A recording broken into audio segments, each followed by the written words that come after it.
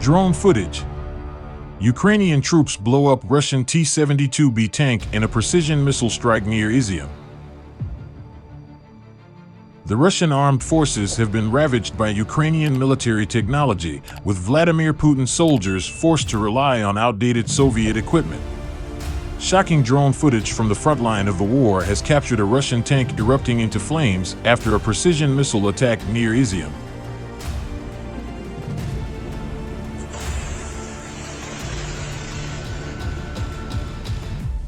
In the clip, the Kremlin tank is seen smothered by a thick cloud of black smoke and fire, moments before a huge explosion tears through the vehicle, sending shrapnel flying outwards into the surrounding woodland. The vehicle destroyed in the blast has been identified as a T-72B3, a modernized version of the T-72 main battle tank.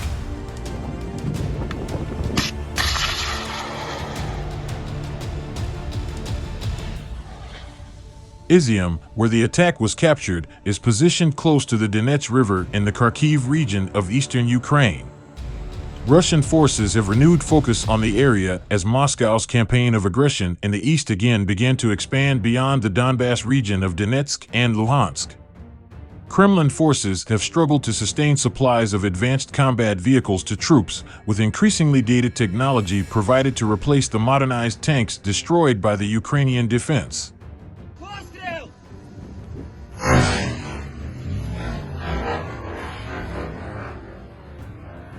The success of the Ukrainian military campaign has strained President Putin's armed forces as the invaders are struggling to facilitate their aggression with rapidly depleting armored vehicles.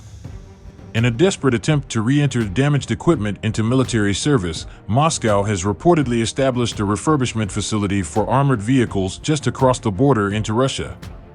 An intelligence report from the UK Ministry of Defense said intelligence identified a Russian military vehicle refit and refurbishment facility near Barvanok in Russia's Belgorod Oblast, 10 kilometers from the Ukrainian border.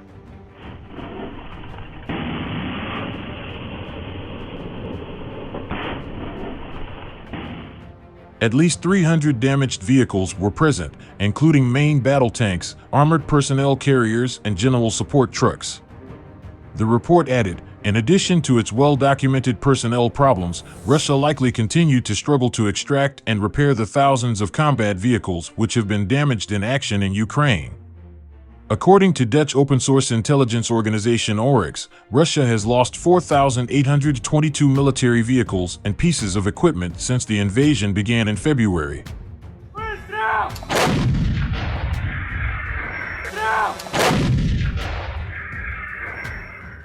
Although the real number is likely far higher, Oryx includes only the equipment which can be confirmed through videographic or photographic evidence. Of the T-72B3 model alone, the Kremlin has lost 134 tanks, including models that remain functional but have been captured by Ukrainian forces and could later re-enter the conflict under the control of President Zelensky's troops.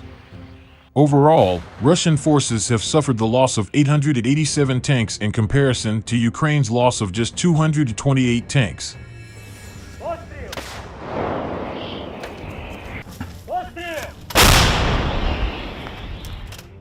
The UK Ministry of Defense reported on Monday, Russian commanders continue to face a dilemma whether to resource offensive in the east or to bolster the defense in the west. With resources already spread thin across Russian forces, Moscow's military leaders may soon be forced to abandon one of their areas of focus to ensure their invasion does not crumble altogether.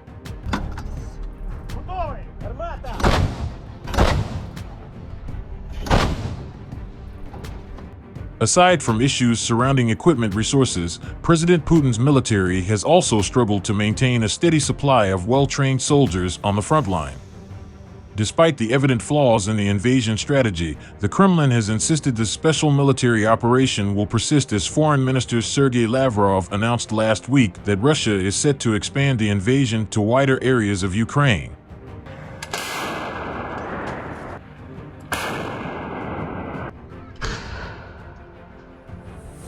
Meanwhile, Turkish President Recep Tayyip Erdogan described the invasion of Ukraine as unacceptable in February. But he added at the time his country would not turn its back either on Ukraine or Russia. Attention will now, then, be drawn to Ankara after reports suggested the Kremlin asked Turkey to build a drone-making factory in Russia. The Kyiv Independent said, Turkish President Recep Tayyip Erdogan reportedly said that during a meeting recently in Tehran with Russian dictator Vladimir Putin asked him for a deal with the Turkish defense firm.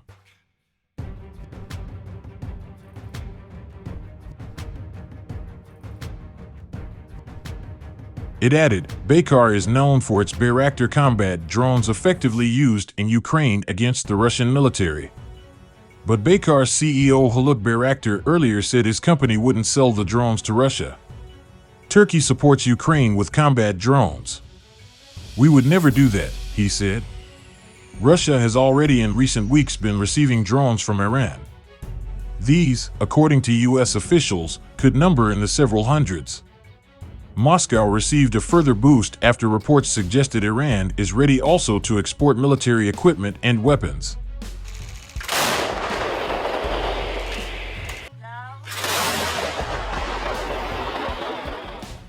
The Kremlin will likely be looking to accept any support it can acquire, given the rapid rate of ammunition consumption in the ongoing conflict. A senior Western official recently told the Washington Post, there will come a time when the tiny advances Russia is making become unsustainable in light of the costs. They will need a significant pause to regenerate capability.